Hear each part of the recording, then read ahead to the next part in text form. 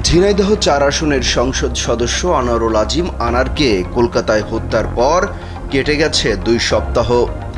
বাংলাদেশ ও কলকাতায় গ্রেপ্তার ৪ আসামির দেয়া তথ্যে দফায় দফায় উদ্ধার অভিযান চালিয়েও খণ্ডিত মরদেহের কোনো অংশ উদ্ধার করতে পারেনি পশ্চিমবঙ্গ পুলিশ। রোববার বাংলাদেশ পুলিশের একটি দল পশ্চিমবঙ্গ পৌঁছায়। মরদেহের কোনো অংশ উদ্ধারের খবর তারাও জানাতে পারেননি। এমপির মরদেহের খণ্ডাংশ উদ্ধার এবং এই হত্যাকাণ্ডের মাস্টার মাইন্ড যুক্তরাষ্ট্রের নাগরিক আখতারুজ্জামান শাহিনকে দেশে ফেরানোই এই মুহূর্তে বড় চ্যালেঞ্জ বলে জানিয়েছেন তদন্তের সঙ্গে যুক্ত কর্মকর্তারা। আমি রান্নায় মানহীন কোনো উপাদানের সাথে আপোষ করি না। নারী আর নানান আপোষহীন এক নাম। ডিবির এক কর্মকর্তা বলেন, বাংলাদেশে গ্রেপ্তার শিমুল ভুইয়া, তানভীর ও শিলাস্তি রহমানকে জিজ্ঞাসাবাদে এটি স্পষ্ট এমপিকে হত্যার পর মরদেহ টুকরো টুকরো করে পশ্চিমবঙ্গের বিভিন্ন স্থানে ফেলে দেওয়া হয়েছে। ঘটনার পর ২ সপ্তাহ কেটে যাওয়ায় মরদেহের কোনো অংশ উদ্ধারের সম্ভাবনা অনেকটাই কমে এসেছে। তারপরও ঢাকায় গ্রেপ্তার ৩ জনের তথ্যে সম্ভাব্য স্থানগুলোয় উদ্ধার অভিযান চলছে।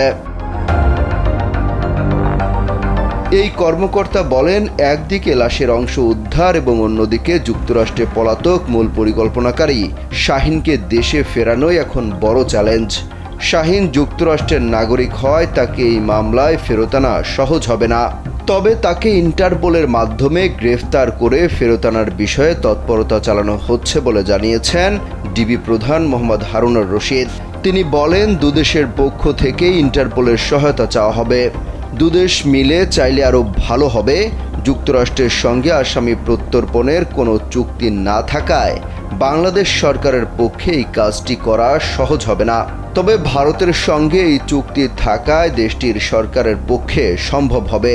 সেজন্য ভারতের পক্ষ থেকে ইন্টারপোলের কাছে সহযোগিতা চাওয়ার বিষয়টিতে জোর দেওয়া হচ্ছে। গত ১২ মে চিকিৎসার কথা বলে চুয়াডাঙ্গার দর্শনা স্থলবন্দর দিয়ে ভারতে যান এমপি আনার। ওই দিন সন্ধ্যায় তিনি কলকাতায় তার বন্ধু স্বর্ণ ব্যবসায়ী গোপাল বিশ্বাসের বাসায় ওঠেন। পরদিন দুপুরে আনার চিকিৎসকের কাছে যাওয়ার কথা বলে গোপাল বিশ্বাসের বাসা থেকে বের হন।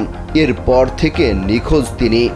২২ মে বাংলাদেশ সরকারের পক্ষ থেকে জানানো হয় ১৩ মে খুন হয়েছেন এমপি আনার। গত বৃহস্পতিবার মূল ঘাতক শিমুল ভুইয়া ওরফে আমানুল্লাহ সাইদকে গ্রেপ্তার করে ডিবি। তার তথ্যে গ্রেপ্তার হন তানভীর ভুইয়া ও শিলাস্তি রহমান। অমিত হাসান রবিন, কালবেলা।